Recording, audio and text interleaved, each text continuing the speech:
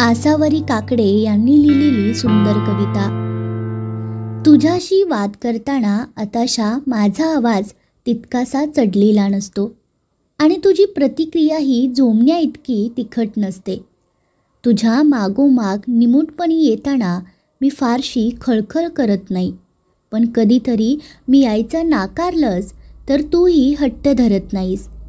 तुझ्या निशिगंधाचं मला अप्रूप वाटावं यामुळे तू भारावून जात नाहीस।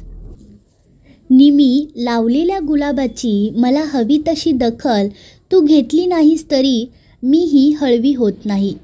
आपल्या हातून निघून गेलेल्या संवत्सरांनी जाता जाता समंजसपणाची शाल आपल्यावर पांघरली आहे की बरेच श्रावण बरसून गेल्यावर आता सरावाने कोसळणाऱ्या पावसात तितकासा आवेग उरलेला नाही।